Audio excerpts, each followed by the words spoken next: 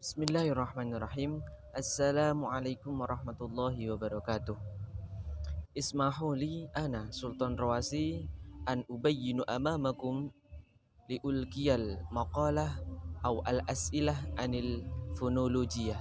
Jadi saya Sultan Rawasi dari kelas Bahasa dan Sastra Arab 2 dalam rangka memenuhi tugas ujian tengah semester oleh Ustadzah Eni. Di sini saya akan menjelaskan tentang fonologi dan yang lain-lain. Mari kita lihat penjelasan berikut ini. Nah, istilah fonologi itu sendiri berasal dari bahasa Yunani. Ya, bahasa Yunani yaitu berasal dari fon dan logos. Fon yang artinya bunyi dan logos yang artinya ilmu. Jadi, ilmu fonologi adalah ilmu yang mengkaji tentang bunyi. Jadi dapat disimpulkan bahwa fonologi adalah cabang ilmu bahasa yang mengkaji tentang bunyi-bunyi bahasa, proses terbentuknya maupun perubahannya. Fonologi sendiri mengkaji bunyi bahasa secara umum dan fungsional.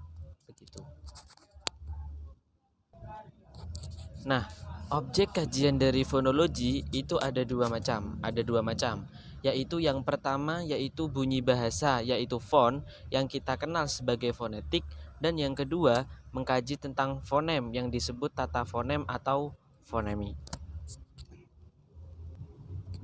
Nah, untuk sejarah fonologi sendiri itu dapat dilacak melalui riwayat pemakaian istilah fonem dari waktu ke waktu. Pada sidang masyarakat linguistik di Paris pada waktu itu pada tanggal 24 Mei 1873, De Vries Desgenets menyusulkan nama fonem sebagai padanan kata BJM Sparts.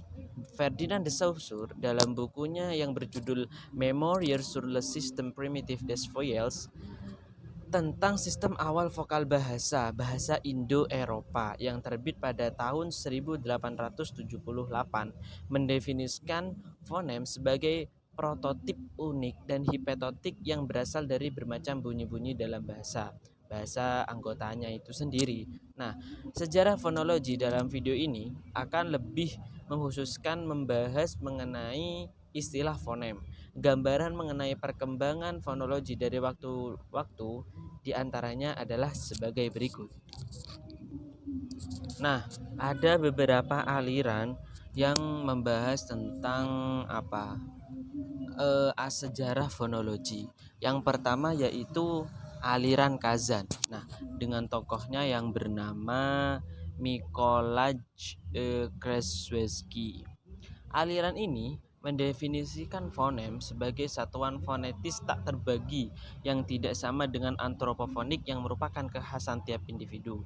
Nah, tokoh utama aliran Kazan adalah Baudouin de Courtany yang wafat pada tahun 1895. Menurut beliau bunyi-bunyi yang secara fonetis berlainan disebut alternan yang berkerabat secara histerisis dan etimologis. Jadi meskipun dilafalkan secara berbeda, bunyi-bunyi itu berasal dari bentuk yang sama. Seperti itu. Pada tahun 1880, Courtney melancarkan kritiknya terhadap presisi atas beberapa fona yang dianggap tidak bermanfaat. Kemudian pada 1925 Paul Passy mempertegas kritik tersebut. Yang kedua ada aliran Praha. Nah, menurut aliran tersebut, kelahiran fonologi ini ditandai dengan Proposition 22, usulan 22 ya, yang diajukan oleh R. Jacobson S. Karszewski dan N. Trubetskoy pada Kongres Internasional 1 pada Linguist di La Haye, April yang tepat pada April 1928. Pada 1932, Jacobson mendefinisikan fonem sebagai jumlah ciri fonis yang mampu membedakan bunyi bahasa tertentu dari yang lain sebagai cara untuk membedakan kata. Jadi, fonem merupakan sejumlah ciri pembeda, yaitu ciri distintif, katanya seperti itu. Nah, di bawah payung fonologi, di bawah lingkup fonologi itu ada dua macam ilmu. lagi yang dibagi, yaitu fonetik dan fonemik. Sebentar. Nah, yaitu fonetik dan fonemik. Nah, kedua ilmu tersebut bagi orang awam itu sering disamakan karena istilahnya yang sama. Namun kita sebagai orang linguis kita harus dapat membedakan apa itu fonetik dan apa itu yang namanya fonemik. Nah, penjelasannya berikut ini.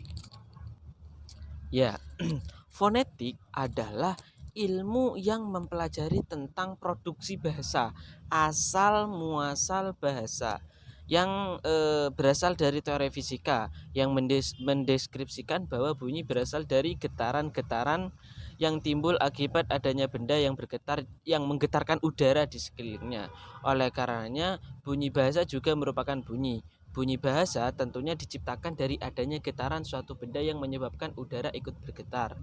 Nah, perbedaan antara bunyi bahasa dengan bunyi bahasa dan bunyi biasa, kalau bunyi bahasa itu tercipta karena adanya alat getar, alat ucap manusia. Sedangkan kalau bunyi biasa itu tercipta karena ada